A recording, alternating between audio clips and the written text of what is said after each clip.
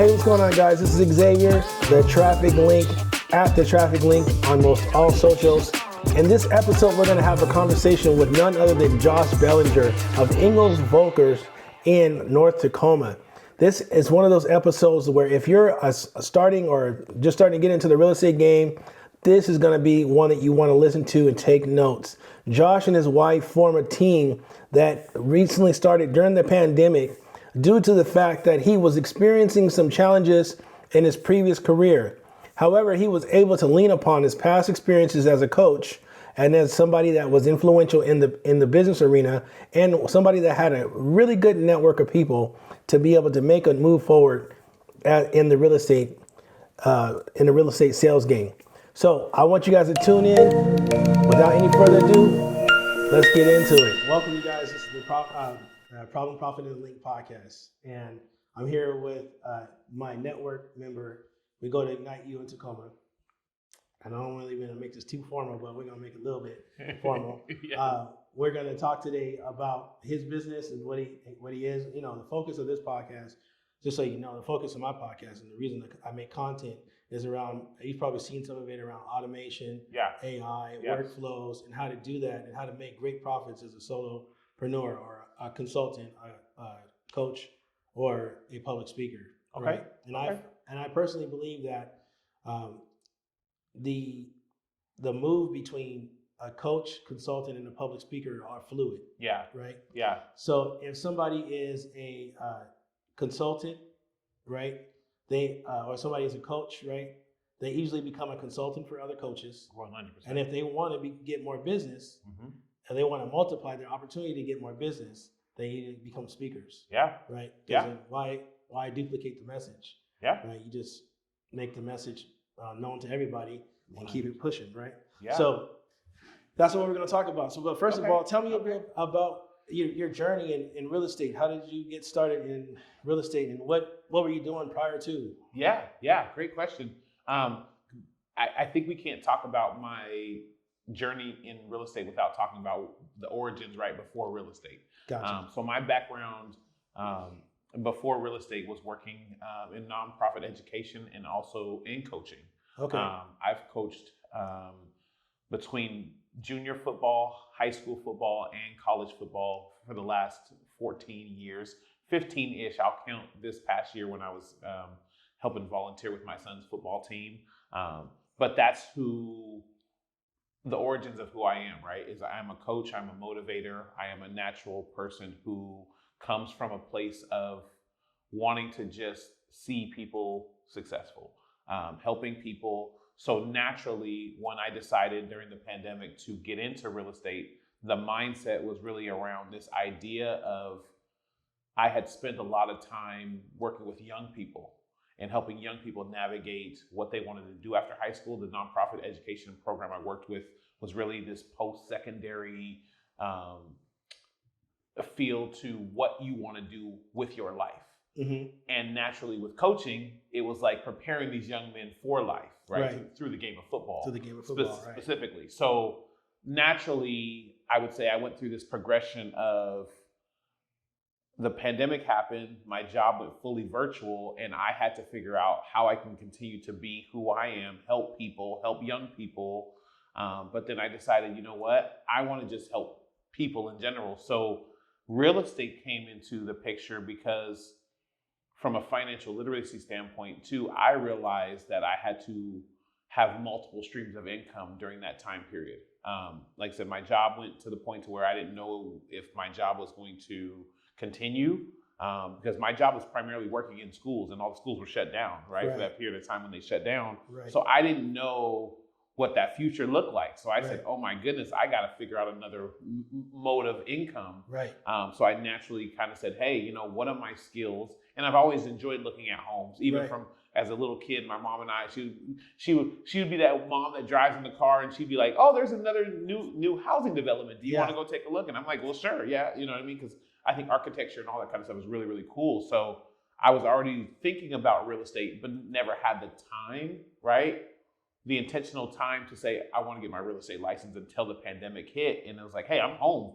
Right. So I might as well get this license. And that was the kind of the goal for me to keep my full-time job in education, but do real estate on the side. That was kind of my idea going into it. So for the first year I was doing real estate, I was also still working with the nonprofit I was working with. Yeah. So naturally, I think I got to the point to where, as you were saying, is that this maturation of being a coach and then a consultant and then obviously a speaker, and in that stream of line, I saw success with real estate because I'm just helping people. Right. I'm not selling people. I think that's one of the biggest myths about real estate agents, is that my job is not to sell you on a seed of an idea. Yes. You have to have that for yourself. Right. You have to understand the importance of home ownership. And then I can come in and cultivate, right? Similar as like you decide you find a spouse and you want to get married.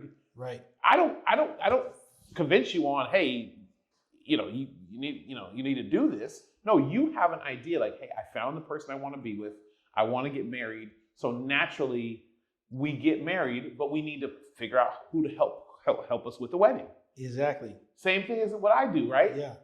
I want to buy a house. I understand the importance of housing. I understand the financial gains of being home ownership. Now I need to find a real estate agent. Right. So the whole idea of us having to go out and be on phone calls and cold call and door knock to people, to me, it's counterintuitive to the way I want to be seen as a consultant, seen as a advisor or a professional in the field of, I'm helping you through a process of your life that you will be able to see the financial gains. Because if I am the one pulling you along, it's not going to work out. I need you to pull yourself along and understand the reason why you're coming and seeing me as a real estate agent. Yeah, that's so. I just had that conversation with someone last night, and me being a consultant, because I consult consultants and I consult coaches, right? And one of the things that I just do not like is having to live your dream harder than you live your dream.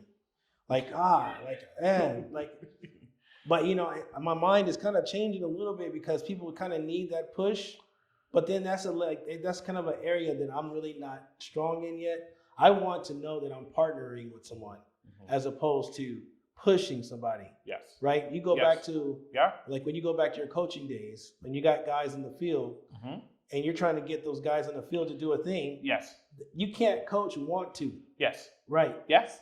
You can coach action. Right. Right? It's like they say, a vessel is easier to turn when it's in motion than it is when it's standing still. Right. Right. I need somebody to be in motion. Yeah. Well, and I think here's the thing that people have to remember too, is you're exactly right. Like I just said that folks have to have a seed in wanting to purchase a house, right? Or wanting to sell their house. Right. It starts with a seed. Now, to your point, I do need to do some coaching. I do need to help and educate you because there's a lot of myths out there about what actually happens. Right. And frankly, we have people, the real estate market is constantly in movement. It's constantly flowing. It's constantly changing. So somebody who bought a home and went through that process in 2004 and versus doing it in 2024, that is a different process. So, but a lot of people is the young people that want to do this, they talk to that person in 2004 and they tell you, oh my gosh, you can't buy a house right now. Yeah. You can't do this because when I was doing this, this was my payment. My payment was $1,200 a month. Well, yeah. I said, okay, but there wasn't money distributed in the world the way it is today, sir. Right. So you have to understand that real estate professionals, we live this every day. Right. So we're going to do things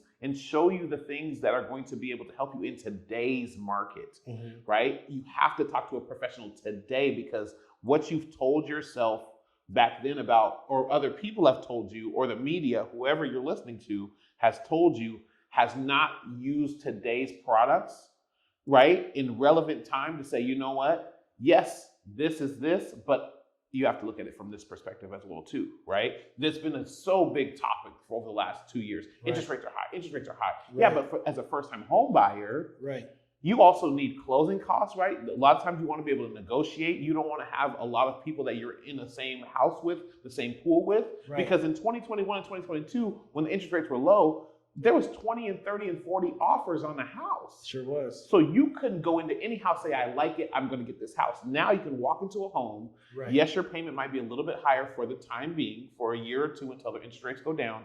But you can walk into the house and say, you know what? I want the seller to fix A, B, C, D. On top of that, I want a large seller credit because I want to either buy down my interest rate or I want to not pay with any other closing costs, so it's going to keep my money in my pocket. Right. That's the leverage that you have with higher interest rates, but most people don't see that. Right. They see your payment's going to be what?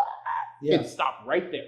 Yeah. That's the end of the conversation, and that can't be the end of the conversation when you're looking at long-term wealth and long-term success. Right. So you mentioned a couple of things that I really want to highlight, because this is the Problem, Profit, and the Link podcast, and so the purpose of this podcast is so that we can look at the cross sections between what it is that you do and what it is that I do, right? And one of the things I always believe in is educating clients. So, and part of that educating clients is what I call a nurture sequence, right? Generally, it works better for me. My best clients come from those that have seen my content, have consumed my content, and now are ready to work with me. Those are generally my best clients. Mm-hmm. So in your case, how long is that period of time to where somebody meets you and then the time they become a client, and do you leverage that time period by educating or giving them something to tap into? Yeah. To educate them. 100%. Yeah. No. So and I'll preface this, right? It depends on where the person's coming from. Gotcha. If the way I want to decide to build my business in this realm, and there's no wrong way or there's no right way to do things. That's the thing about real estate. There's so many different people. There's people that are door knocking, having success. There's people that are cold calling, having success. There's people building referral-based business, like that's what I choose to do, right, that are having success. Right. It all depends on yourself. And for me and my personality, because of my background as an educator, right, as a coach, right, mm-hmm, I take the utmost pride in being able to help people and see them successful. Mm-hmm. So for me, I do want people to know as much about Josh as possible. Right. A great example of it is I don't have any private social medias. I do that on purpose. Right. I want people to look me up. Right. I honestly, I almost encourage it. Right. When I first message a client that comes in, I say, hey, please go check out my social media. Please check out my Facebook page, check out my Instagram, check out my TikTok. Yes. Because I want you to know what you're getting yourself into. Number one, I'm an agent who's actively doing business. Right. I do this as a full-time job. Right. And that's important for you to know. Right. On top of it is I am an educator, a natural educator. Right. So my whole goal is to take you through that process. So by the time we do meet face-to-face, you have seen that I am a safe person to be around. Yes. I am a industry expert, right, and then most of all, I have a great personality, right? Yeah. I'm a good dude to be around. So if we're looking at houses, I'm not just going to be like, yeah, there's the bathroom, there's the sofa, right? Like I'm animated. I want people to work with me that understand like this is a fun process, right? I literally will celebrate you when you get pre-approved to buy. I'm congratulating you. Let's go. This is the happiest time of your life. Yes, there's some stress involved. First-time home sellers, yes, there's stress involved, but my job, if you hire me, is to take as much of that stress off of your plate as possible so that when we get to the end of this transaction, you can look back and say, wow, that was a great experience. That was a good experience. And it's more than just, oh my gosh, I had to do this and had to hire a real estate agent. And like the whole mindset, I want you to go into a place of education, right? This was an educational process. Right. So that the next time you call me up, you can say, hey, Josh, your lender educated me on the process, you educated me on the process, and now I have a very clear and concise idea of what it means to do it when I do it the next time. And that's the expectation I have now set for everybody. You know, that's really what I pride myself in. Yeah, and I love that too. Yeah. So then I think about that, and I think about your content. The content you post is a strategy, like content as a strategy, right? There's 100% a reason why you post what you post, right? Because in your first touch, you're like, hey, go check me out on social media. Mm-hmm. Then they can get educated in a plethora of different things. Yep. Right. And I love that. And a lot of people don't do that. And I think there's a lot of people that could benefit from that lesson alone, right? Just knowing that when you post something, you want to post it to educate, right? And you want to post it to show personality. And there's a bunch of different things you can use your post to do, but be mindful that what you post can be a repository for what you want to show the world, right? And that goes across your personal site, your personal socials, and your business socials. And in some cases, you may not even have a business social. You might have a personal social, or the real hack is have a business social, but present it as a personal social. Right. Well, and to that point too, because I've been blessed with the opportunity to kind of speak on a couple of real estate content panels just because of that. And you bring up something good. Is what I really believe is there was a time where when you get into a business, you're told this is the way to do things, right? This is the way to do things. This is the way you do things, right? So when I first started in real estate, I had my personal account and I had my business account, right? And honestly, a part of it too is the maturation of how these algorithms, how these social media providers place your stuff. Right. So what I realized is that anytime I posted something only to my business page and then I would share that around, there would be no interaction. There wouldn't be no engagement, right? And I'm like, So what I realized is that it all goes back to your core values, right? Is for me, a real estate is a part of who I am. Right?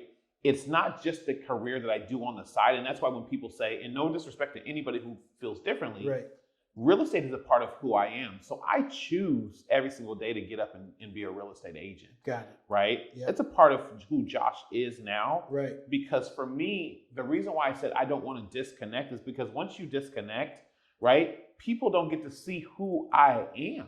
And like I said, that works for some agents. They want to keep their stuff private. They want to keep their families off, and they, whatever, for every reason, they want to keep that stuff private. I don't, because I want you to see that I am a working dad. Right? That I have 3 wonderful kids. That I am very busy on the weekends with all of their sports activities. But I still make time for my clients because that's also important to me. I want you to know the type of character I do, the type of organizations, how much I'm involved in the community. I want you to know that when you are working with this real estate agent, you are well-rounded. So when I'm doing this on business, it can't just be about business. I need you to see all those things. So I got rid of that business page and immediately said my personal page is going to be 30% family, 30% business, right? That's 30%, and then really emotional. So that last 40% really is like I can decide what I want to do based off of how I feel, that day. My stories, right? On my stories, that's when I really kind of do a deep dive into, hey, I've had a tough day. There's transparency there, right? Because when we're looking at stories, usually early in the morning or late at evening, we want to connect with people. Right? So that's my time to say, you know what? I want to connect with people. I have my stuff that I post normally, but I want to make this connection. And that's really what I do with my stories. Right? So I got rid of this whole idea of like I had to have a business and I had to have a personal. I decided that I am all in one, and I want people to see my vulnerability. I want them to see my challenges, to where like I have a post coming up that showed my Saturday. This Saturday, I did an open house in the morning, woke up early in the morning to do an open house. And then, it actually turned around to, I was going to go to Bellevue for my daughter's cheer competition. We decided to move some stuff around, but I had to go and get ready for this gala that I was emceeing on Saturday evening, right? And in between, right, I had to get all of these things. I had to go to the store. I had to do all these things. And mind you, on the phone the whole time with my clients and talking to them and lead generation. So like I tell people all the time, like, people need to know that you are doing this stuff, because there's this idea of like real estate agents get paid too much. And I'm like, are you serious? Right? Do you know what I need to do? So I push back the veil and show people, okay. Oh, wow. Do you remember the time when you made that transition? Do you remember I think your phone's going off or something. Oh my goodness. Hey, Josh. Oh my goodness. Josh providing us with the background soundtrack. Sound like Beyonce. Well, it's on what's called, but my phone sometimes does that. Yeah. I didn't know what was going on. Right. Yeah. So, but yeah, do you remember the time when that happened? And like, what was the immediate, like what were some of the immediate results that you noticed when you started to post your personal? What happened to your engagement? Through the roof. Yeah. Oh man, through the roof. Like when I post now strategically, and how I was talking about those buckets of how I post, my engagement is through the roof. And in 2022, to that point, because we all want to have our business stuff relate to our business, right? From social media specifically, right, through that means of my sphere, watching me on social media, seeing my face multiple times a week, folks reaching out through me through the means of inboxing me. Right. I sold did five transactions. Right. Yeah. So the point I'm trying to make is that what I realized is that my goal with social media, I have to be super strategic because my audience, especially, because I know a lot of people, I'm well connected, but those people don't get to see me every day. Right. But if you click and you're scrolling through your phone, you're like, oh, there's Josh. Yeah. Let me stop for a couple seconds and like that video, or let me look at that and see what he's talking about today. Yeah. Right. I mean, the biggest compliment, and you know this too, the biggest compliment is when you get people to share your stuff. Yes. Like, right. That's where I really have, my heart is full. Yeah. Is when I see a post and I'm like scrolling myself and I'm seeing somebody else's name and then I see my content. I'm like, you shared my things. Thank you for sharing. Right. Like that means the world to me because it's not only you are, in a sense, seeing me, now you're becoming, somebody who believes in what I'm talking about and pushing it out to your audience. Right. Because remember, we all have our own audiences. Right. When I can get you to push that to your own audience, oh my gosh, I'm like, it's big. That's big. Yeah. Right. And and that's what I've realized is, for me, when I look at this thing, I look at it from a standpoint of my goal, is to create for people the idea of what they're going to get when they work with me. They got you. Yeah. At the same time, other stuff comes from that too, right? Because it's not always just about work. Right. Right. So if somebody knows that, hey, this is a good guy, I have this opportunity on the side. Let me see if Josh is interested in it. Yeah. Right. So other things come from that as well too. Yeah. Yeah. Yeah. That totally makes sense. So so then what I want to dive into now is you talked about, I heard you mention the word lead generation. What does that even mean in today's time as far as real estate? Like how, we know that you can do, that you want to get out there, you want to be exposed, right? But how does that work? And then I want to follow that question up with, then what about lead management? Right. And then what is and then part of that lead management, I want to talk about what qualifies somebody as a good person to work with you and what doesn't. So lead management first though. Yeah, that's a great question. So what so when I talk about lead generation, I talk about this, real estate is big ticket items. Okay. So on average, the person through their whole lifespan is usually going to make between 5 and 10 real estate transactions, in their lifetime. And when I say lifetime, I'm talking about from the age of whatever you start at 25 to when you pass away at 70, 80 years old. Right. 5 to 10. So with that being said, my lead generation has to be ongoing. Right. Because I never know when you're ready to make that move, right? So think of it this standpoint too, right? If somebody's selling a really, really good protein pack shake, right? Right. Right. I mean, it's what's going to cost you maybe $50, maybe $100, right? So the repetition for them is going to be super important. Now they're going to have to follow up with that person. Right. But if they have it set up the right way, that person, when they need more, they're going to do what? They're going to go back. They're going to go back. Real estate does not work that way, right? Yeah. Simply because they have an actual product, and once that product is out, they go back to the provider of that product. Right. Seems like you go to the store, you're out of toilet paper, you go to Target, you go to Costco, wherever you go.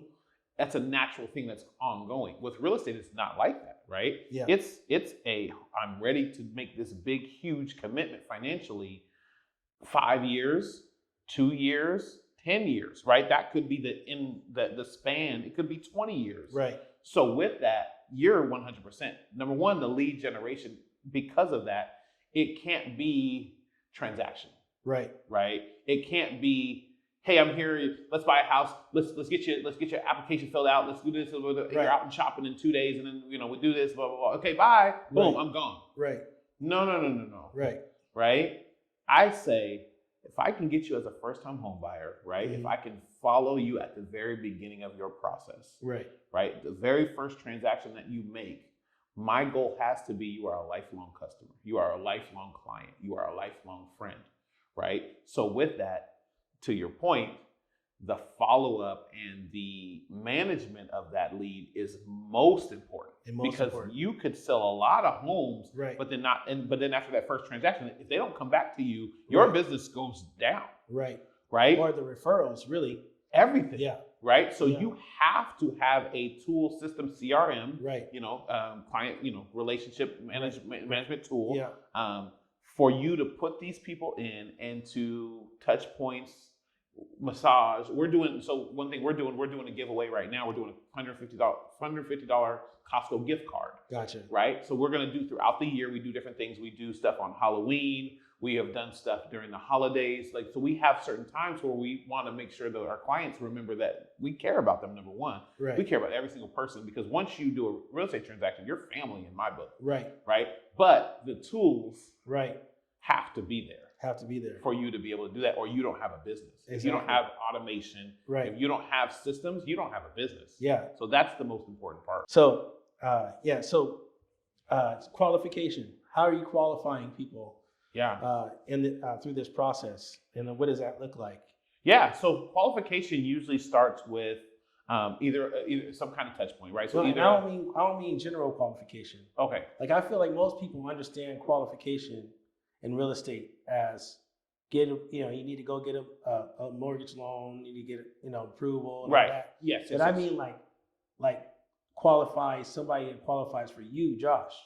Like personally, what qualifies them to work with you, and then what doesn't qualify to work with you, and then we're going to follow that. But have you ever had to fire a client, and what does that process look like? Okay. Because that's what I call process abandonment. I see what you're saying. Yeah. Right. Yeah. That's when it starts to get real. Yeah. Because not everybody is a good fit for you. 100%. But you got to be able to address that in a way that's that seems fair and equitable. Yeah. And to be perfectly honest with you, I specifically haven't had to deal with too much of having to qualify them myself. What I've realized is it's a natural because I put myself out there so much, naturally people will draw near or they'll pull back, right? And I think today, in today's society, that I talk about to be all the time, the good thing and the bad thing about people today is people, when they don't want to have you around, they do what's called ghosting you, right? So they decide that they're not going to answer your calls. They decide they're not going to answer your emails. So once that happens and you are ghosted, you have answered my question right there, right? You were not the right fit for me. Right. Because my qualifications aren't very, in a sense, strenuous, right? My qualifications just come more for so around that. Are you ready to trust me? Because trust is extremely important. Are you ready to trust in my abilities to be able to help you? Right. If you can do that, if you can communicate with me effectively, if you can let me know your need and your wants, and this is another thing too, because in the real estate industry, there's a notion out there that, in the sense of people say buyers are liars, right? And the reason why I think buyers are liars is because when I have to ask you questions about your finances and where you really legitimately are, that could be uncomfortable, right? So I think there's a vulnerability that you also have to provide your real estate advisor with, right? So that you can really get to the core of it. Because if you never tell me your real situation, I'm kept at an arm's length. I can't really help you the way I would need to be able to do to get you across the finish line. So that's the hard part about real estate, is that you have to be transparent, you have to be vulnerable, and if you're not willing to do that, to your point about qualification, then I can't help you. Yeah. Right. So that's more of my qualification around that. Yeah. Now, it's something you said right there. It took me back to your content, right? Your content is going to repel them or attract them, right? 100%. And so being completely 100%. Transparent really works for you in that regard. 100%. That's the beginning of the qualification right there. 100%. Like, hey, did you see how I am? You see how I talk? You see how I interact? Mm-hmm. You see the kind of how I think? Yeah. Does that align with you, client? Because at the end of the day, I think that people feel the most comfortable with people that give them the control and the autonomy to do what they want to do naturally. Yeah. Right? Yeah. Well, and to that point, one thing my wife says I do really, really well sometimes, so almost too well in her eyes, is I'm really good at, because I went to school for education. So I have a bachelor's degree I have a bachelor's degree not in education. I have a bachelor's degree in communication. And the one thing I learned about people is you have to mirror people, right? So if I hear a certain person on the phone talking with a certain cadence, right, immediately my wife says, I go into this matching their cadence. Yeah. Well, and people call it now, they call it matching energy. Right. Yeah. And even if somebody has like maybe a little bit of a slight accent, right, not that I'm intentionally trying to, right, like go into and start talking like them, but I naturally start to kind of match or mirror their sense of the word, right? Or their not sense of the word, but their sensibility, right? Their vibe, right? So naturally, that's something that I learned that I need to be able to do to work with all kinds of different clients, right? Because I've worked with clients who are very, very elderly, and then a 19, 20-year-old, young man who wanted to buy a house, right? So I have a plethora of.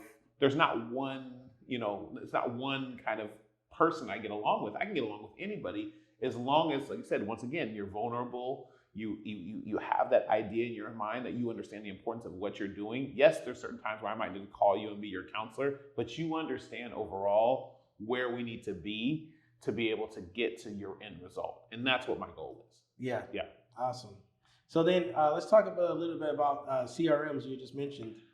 And so, I'm a MarTech consultant. That's what I call myself. That's what I name myself.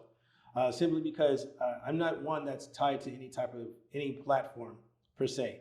Anywhere you plug me in and it has something to do with automation, lead generation, funnels, landing pages, technology as it pertains to marketing, I'm gonna feel pretty comfortable and I'm gonna be in my zone, right? So I know that in real estate, there's been a few CRMs that have popped up over the last 2, 3, 4 years that have really been instrumental.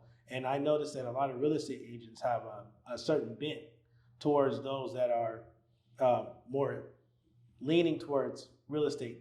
I think a lot of that has to do with the compliance issues that are around real estate. And I think it's just a matter of what the brokers are telling their agents. Yeah. So can you tell me about some of those systems and what are some of the names of the systems that you're currently using and what do you like about them? Yeah. I'll start off by saying that I think in real estate, and most people, not everybody, but I think most people in real estate, their CRM sometimes is connected to their brokerage, right? Like, what is our brokerage offering, right? So here where I'm at now, there's kind of a couple systems we're using. So one of the systems we're using is called Boomtown. Boomtown is obviously a CRM. It's tied to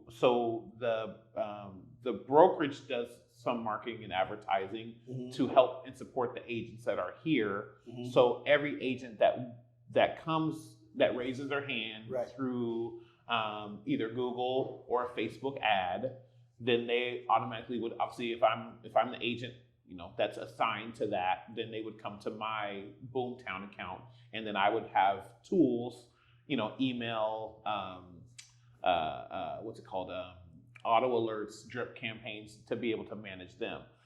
On the other end of it, my personal business that I am getting through my personal means is I think they changed the name recently because it used to be Chime, but now I'm getting emails that say Lofty. So I don't know if it's Chime is Lofty now. Okay. But Chime Lofty is the other CRM that we're currently using for all of our personal clients that we are generating. You self-generate. Exactly. Gotcha. We self-generate. And that comes with a landing page similar to what you're talking about. Right. So ours is the BellingerTeam.com, right? So anybody that comes to there, wants to see a house, then they can click, and reach out to us that way. And then they obviously come into that CRM. And all of our past clients that we work with, they go into that CRM. Yeah. Gotcha. And we nurture them, right? We send emails out, monthly emails out, different things that way. Yeah. Yeah. So I was going to ask, like, so what was the main mode of communication between your leads and yourself in that platform? Do you find like, it's like, for instance, here's a couple of them that really work well. Email is the OG GOAT of all communications. I don't care what anybody says. It may be slow and it may not, you might feel like it's not working, but people read their emails. Yes. Especially if you're consistent. Yes. And the other one is text messaging. Yes. Right. Yes. Another one is voicemail or voice drops. Right. Yeah. So does Chime incorporate those three things all together? So and are there regulations around those things when it comes to real estate? Yeah, great question. No, there's no. That's the thing that's cool about real estate. There's no regulations around that. Chime specifically, I don't know about the voicemail drops, but definitely 100%. We have the automation for the mass email and then the mass text message. So those are the two methods we really use. I know that there's other programs out there that I've heard from agents that are using to be able to kind of drop voicemails in there as well too. There's one, I can't remember the name of it off the top of my head, but there's one that I know a lot of agents will use to be able to kind of put that into folks', I think it's like Sly. I want to say it's called like Sly or something along those lines where, you're dropping a voicemail into somebody's voicemail, but their phone doesn't necessarily ring. It just has a voicemail. It goes straight to voicemail. Yeah, something along those lines where it'll like, I don't know exactly how it works because I don't use it, but like it'll drop it straight into their voicemail system. That's interesting. I personally believe, and like I said, this is my personal belief. Right. I never not want to knock anybody and what they use. For me, if I don't know you, I don't know if that's an effective enough tool. Right.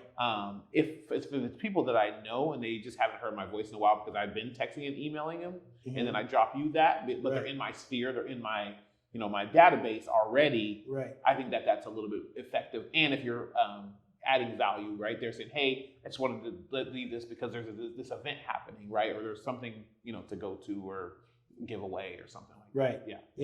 Yeah, and that's interesting too.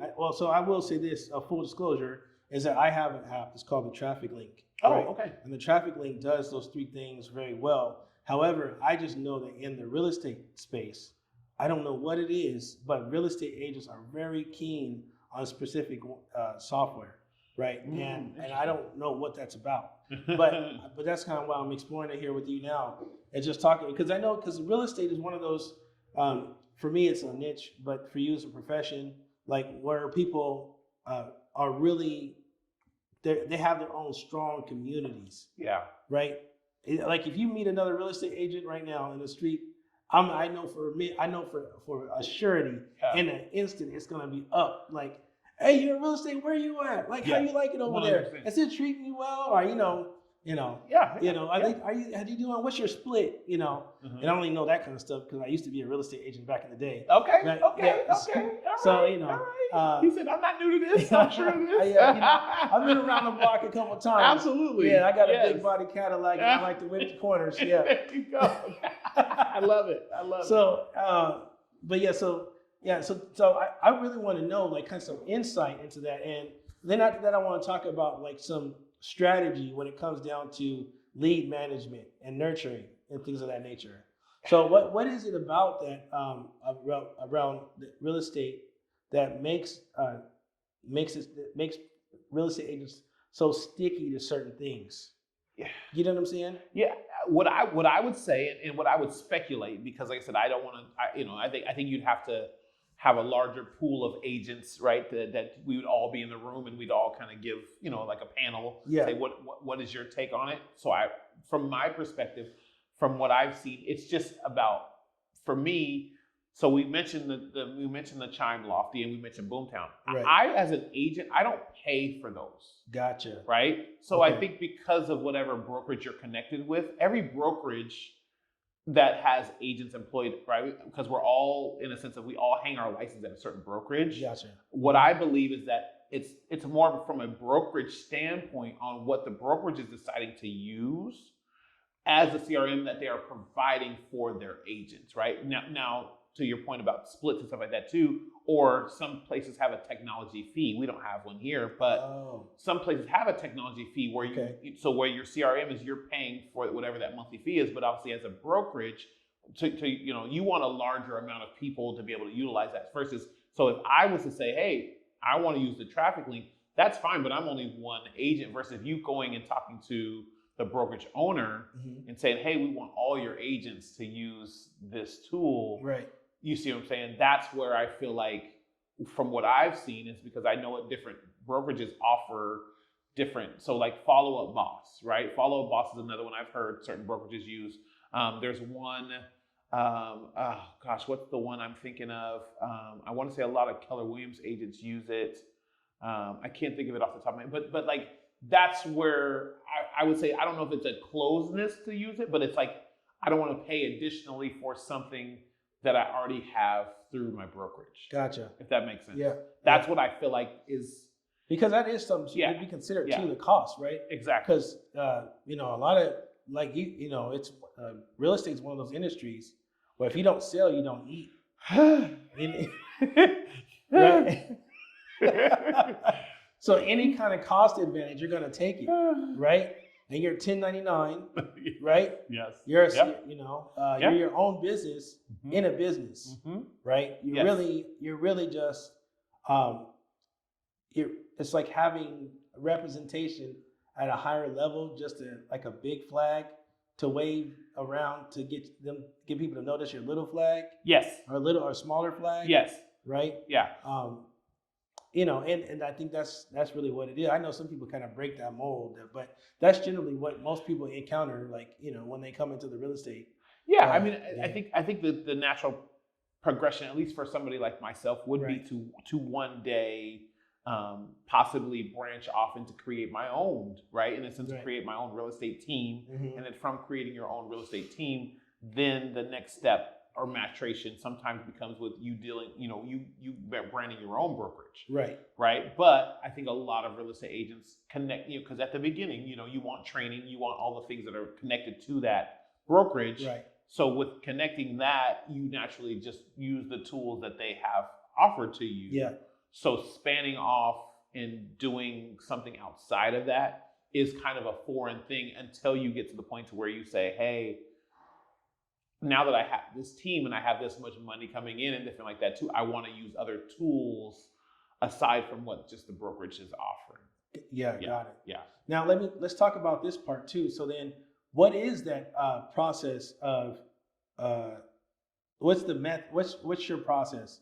You just met somebody today, right?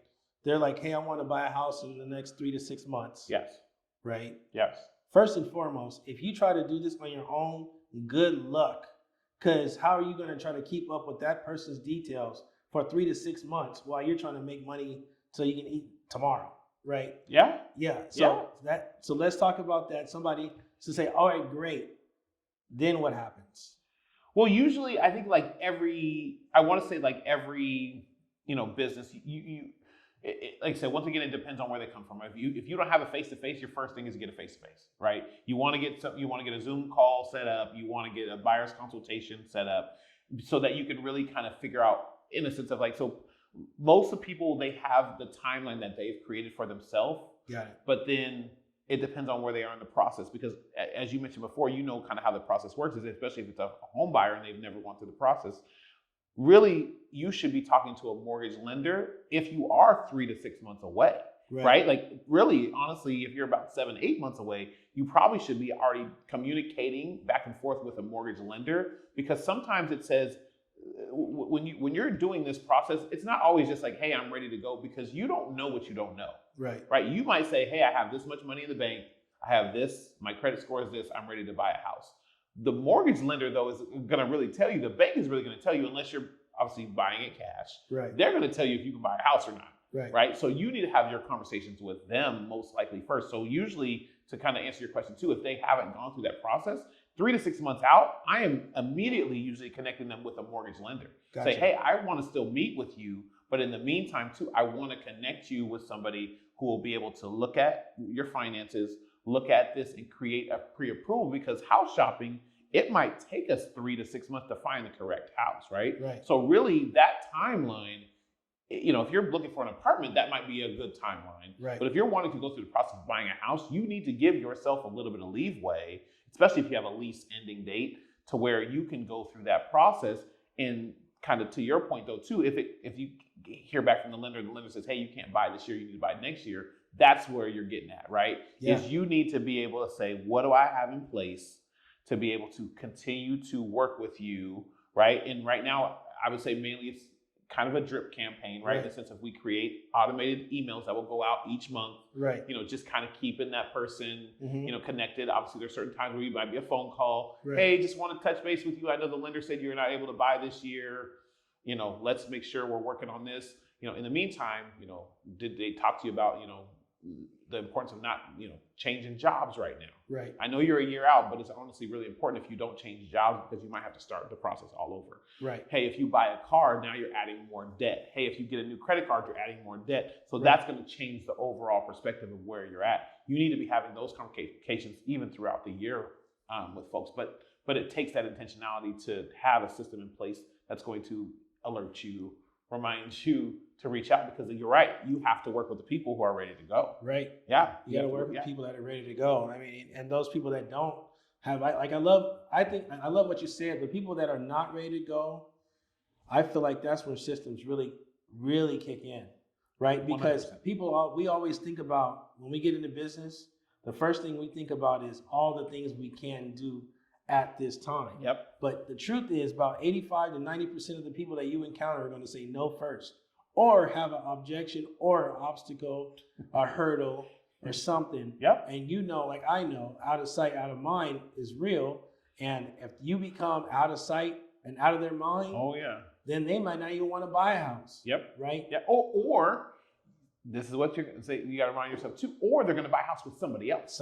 Because here's the thing too, this has happened to me as a young agent, and I'll be fully transparent.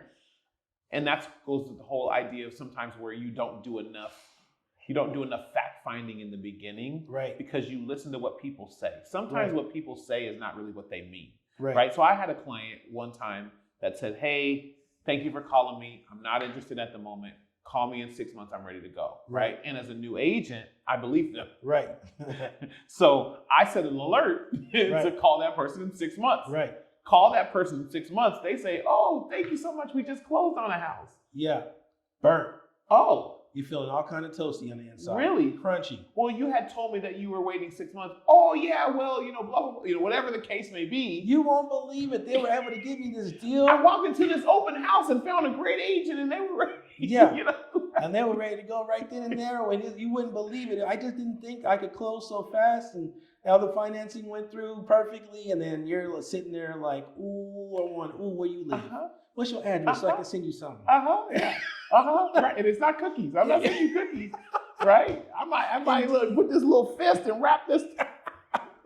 Exactly. Oh man. So that's exactly how it happens. That's exactly how. Yeah. And that's the same thing. And that's why I specifically help coaches and consultants. Yeah. Right. And public speakers, because generally between the time that you engage with this person and the time you're actually delivering on what it is that you promised is a long throw, right? It's a long throw. And so therefore you end up, months go by, weeks go by, sometimes even days. And depending on how viable your product or your service is, and meaning how quickly can somebody acquire the funds to go execute on what it is that you, or to get somebody, that you need to be that much more intentional about keeping up with them. Yeah. Right. 100%. And so that's where I start to wonder, where do you feel like some of the pain points are when it comes down to that, and what are some ideas you've thought about as far as limiting that? Now, let me ask this other question though before you get there.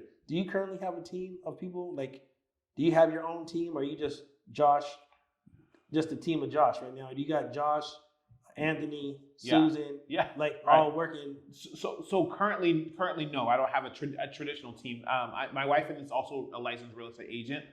So we work in a sense together, but we're not a traditional team in the sense of in the real estate agents will kind of understand this.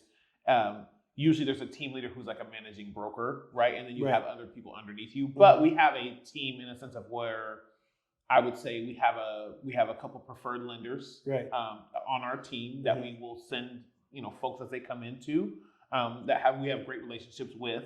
We also have a transaction coordinator who works very closely with us. So once we get under contract, they kind of help along the process as well.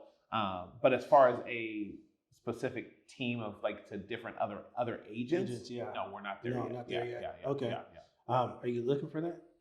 Eventually, 100%. Okay, anytime you can duplicate yourself, right? I mean, you're talking about this automation, duplication. I mean, it's all along the natural progression of where I want to be. Yeah. Because once again, remember, I'm a coach. Yeah. Right. I do best coaching. Yeah. Right. I'm on the boots on the ground right now because I have to be. You have to be. But I'm at my best. Josh is at his best when he is coaching and mentoring people. Right. That's where I want to be. Right. So yes. And now you're just establishing the foundation. So I guess what I was trying to get to when asking that was then I was trying to figure out what are some of the pain points that I was going to say amongst your team, but what are some of the pain points, I guess, amongst you, your wife, and other colleagues when it comes down to managing those steps in the process? Have you thought of any kind of, I wish I could do this, or there needs to be something that needs to be that? I mean, don't give away any patents or nothing like that. No. I would say that there's, at least for myself, because that's who I can speak for.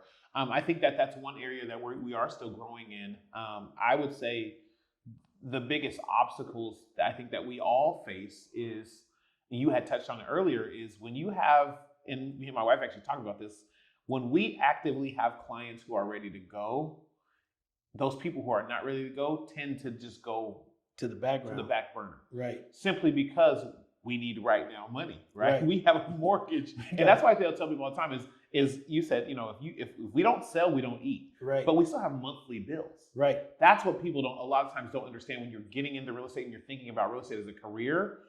You don't get paid. When we were looking at something, they're like, how do you get paid? Weekly, bi-weekly, monthly? I'm like, where's the other one? There's no other category to where whenever somebody buys a house, that's when we get paid. Right. So what that does is it creates a sense of urgency for the people who are ready to go, and your attention goes there. But with doing that, right, you ebb and flow, because if you didn't do a good job, once all of those deals do get to the closing table and they've all closed, now you're having to start all the way over, because you're now having to re-engage those people who weren't engaged through that process. As far as the pain point goes, I would say definitely time management to be able to do that in the midst of you being busy with transactions that are happening. I would also say specifically too, I think you hit the nail on to me. When I think about automation, I want to be able to have stuff that just naturally happens. Right. And I think the businesses that are able to create that are the ones that are successful, where they do have this process along the way to where I put you on a drip campaign, or the right situation, and I've created this system to where it's going to naturally take you through the process to where you don't even realize that I'm busy doing something else. You just know that this follow-up is happening. Right. So I think that's where, for our business, I think that would be a next step, right? To be able to figure out as many tools and systems to be able to help us in that period of time. That'll help the consistency and scaling of our business. Right. Yeah. That's huge right there. So that's a good pain point. And I think that's a common thing.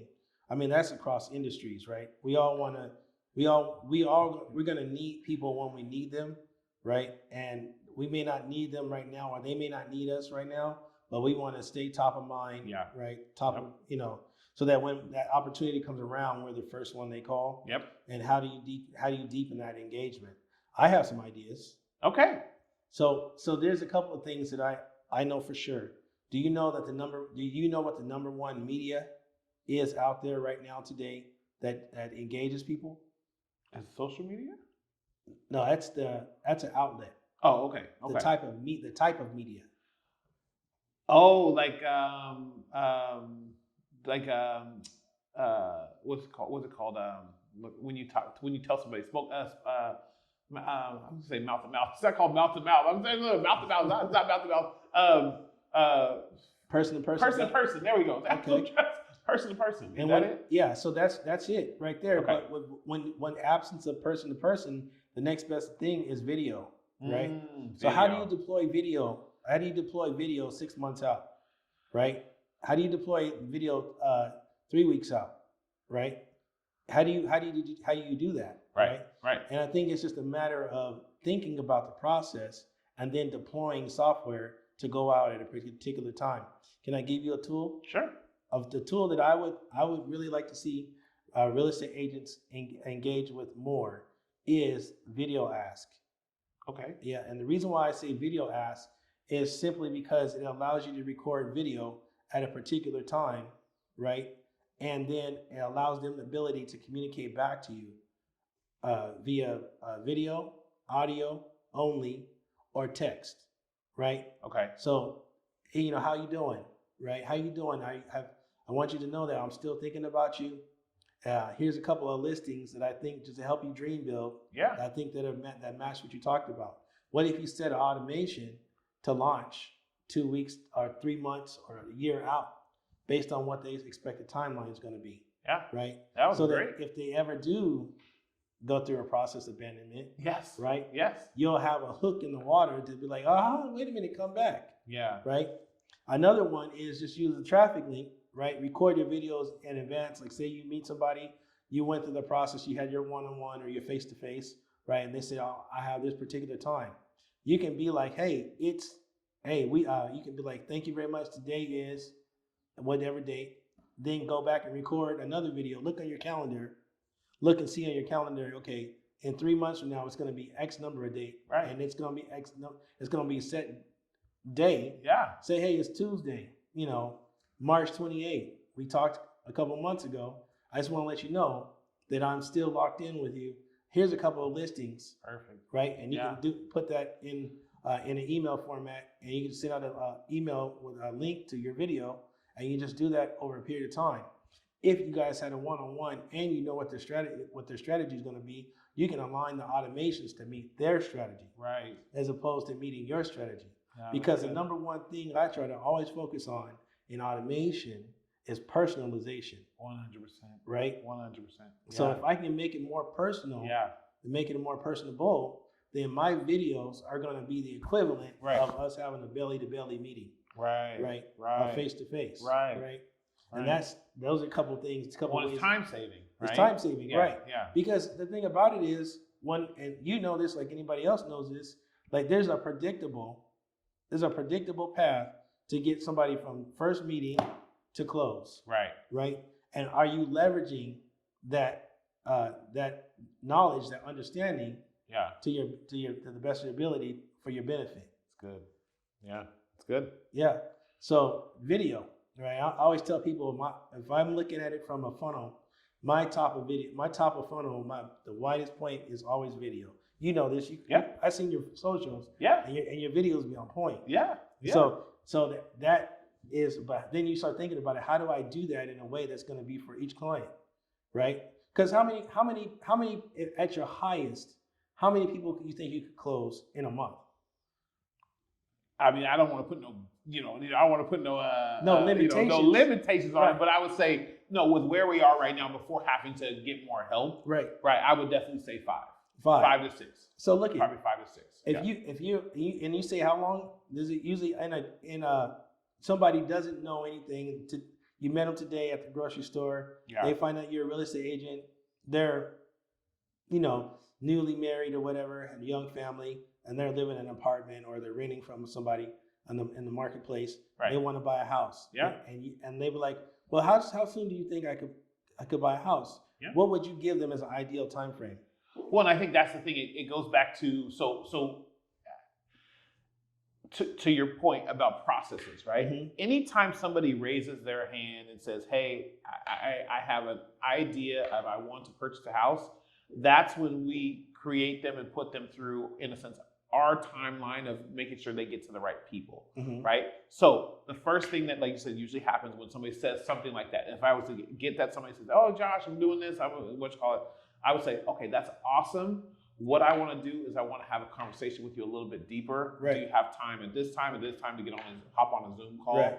Because one thing I know about people is you have to set the stage. If we're in the grocery store, right, what are you thinking about? Right. You need groceries, right? We can have a baseline conversation, but I want to capture your attention, and I want you to know that you're coming to a meeting that's going to be geared towards based on real estate, right? Whether it's us grabbing coffee in person or getting on a Zoom call. When you come to that meeting, right, I have to set the stage to where like, hey, let's get on a call where we can kind of dig deeper, and I can ask you a couple questions specifically to let me know exactly what we need to do next. Right. Because you have to have those processes in place to be able to take somebody, right, that's raised their hand or says they have this seed of wanting to do this. Right.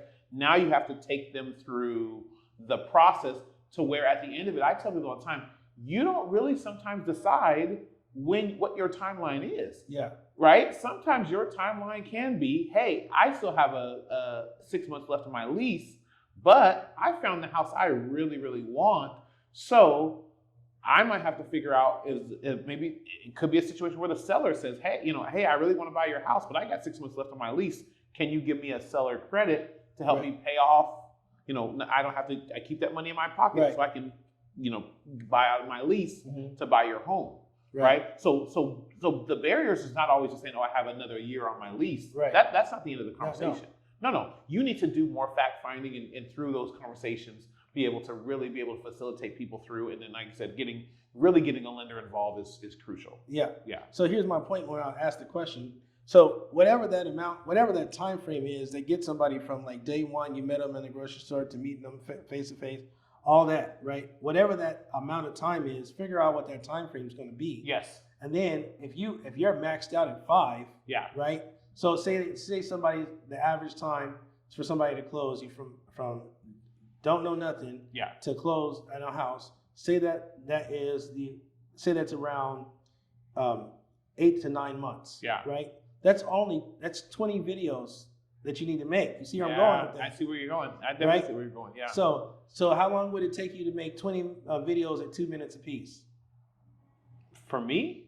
Like 40 minutes, less than an hour. Yeah, an afternoon. Right, an afternoon. Right, and then make those videos in advance and make those set to the dates that are going to keep them engaged. Now, if they buy before then, or whatever, you have to make sure you turn it off. Turn it off. They're gonna be like, wait, this video. Or they might be impressed with the fact that you took that much thought and thought it out in advance if you do get some spillage over. Because at the end of the day, all it really demonstrates is that this person took an extra bit of thought. Yeah. Right. Yeah. And if you do it in a way that in a controlled environment where you don't have to worry about a lot of variables, you could just be putting on a new shirt and a new turn around facing the wall. Right? Oh, yeah. And then you get this stuff that's out there in advance. Yeah. And it really resonates. So at the end of the day, I really wanted to have this conversation just so I can get some insight and see whether there's maybe a potential problem, where the profit lies, and just kind of finding the link between those two. Yeah. And I really enjoyed having this conversation today because it's the same. I kind of feel like it's the same thing. Like we need to manage the people that we come in contact with because time is precious. Yeah. Right. And at the end of the day, if you show people that you're willing to be precious and handle their time accurately and with care, then you're going to reap the result, the reward of having longevity in business and profitability. I couldn't agree more. Yeah, I couldn't agree more. Yeah, and even to your point too, I think that would definitely be something to have once somebody already does purchase a home, right? In the sense of like you don't put it as frequent, but even have it automated to where, like you said, you say, hey, 2 years has gone by. Have you looked at what the value of your home is now versus when you bought it, right? To be able to help people along that process as well too, for touch points in their own head. Exactly. So that's another another tool that you could use for first-time home sellers, right? And then obviously that whole lifetime of time of maturation that we talked about. Yeah. Yeah. So that's good too. I have like a few more other questions, but we're coming up at the end of our time as we speak. But any last words that you would like to put out there and tell people? Because obviously you're gonna have this access to this content. Yeah, I'm excited about it. Yes. Yeah, I'm excited. I appreciate you. I appreciate you letting me have the opportunity to hop on and obviously just share who I am and what I'm about and really just my heart. I appreciate that. Really, like I said, it comes down to what I really want to do in this business, especially with real estate and being a real estate agent, is I want to take the focus off of things that don't matter. And I think there's a lot of people out there, because I see posts all the time talking about, oh, you know, these real estate agents are the scum of the earth and your salespeople and this and that too. And I'm like, it's just so far from the truth. Right. Like literally. And I know that there's unfortunately agents out there who are very transactional. And those are the people that unfortunately make it hard for us in the business that are really just trying to help people. But as much as I can continue to relay the message of people, it's a safe place, right? If you're with somebody who is going to guard you, like I am going to guard you, or a lot of good agents are going to guard you and take you seriously, like it's okay to be vulnerable. It's okay to answer the phone when we call, right? It's okay to meet a real estate agent, right, and give them your correct contact information. It's okay, right? Because if you understand how the process works and really what our end goal is, as I tell people all the time, the plus for me is getting paid to do something I love to do. Right. I mean, I don't like to tell people this out loud. I probably do this for free. I enjoy it. See, that's how I am about what I do. I enjoy it. I really do. The day closing day comes. The best day. Or even when I tell a seller, hey, we got this much money for your house. And they're like, what? I can go and move on or do this with my life. Like, thank you so much. Like that, like adrenaline, like that is why I do what I do. Yeah, that's everything. I just want to keep relaying that message as much as possible. Yeah. I hear that. All right. Well, man, I appreciate it. You know, where can people find you? Yes. Please find me. Right? You know that now. Please find me. No, my Instagram is Coach Bellinger _real estate. Coach Bellinger _real estate. That's on Instagram, and then obviously on Facebook it's just Josh, Josh, and then my last name Bellinger, Josh Bellinger. You'll see the chocolate face with the glasses, and you know that's me. And then on TikTok as well, it's just Coach Bellinger on TikTok as well. So that's where you can find me, or you can find me in the streets. Say hello, say hi. Yes. All right, cool. Well, thank you very much for joining me today and opening up your office and your space. It's a beautiful space up here in the Proctor District. Engels and Volkers is the name of the business, and the agent and the guru and the people lover, the person that takes care of what your dreams is no other than Josh here. And so just want to thank you very much, Josh, for affording me this time. And man, I hope we can work together in the future. Absolutely. Yeah. I think we need to talk. Yeah. We go and talk for sure. All right. Yes. All right. That concludes this interview. Perfect. Awesome. Thank you.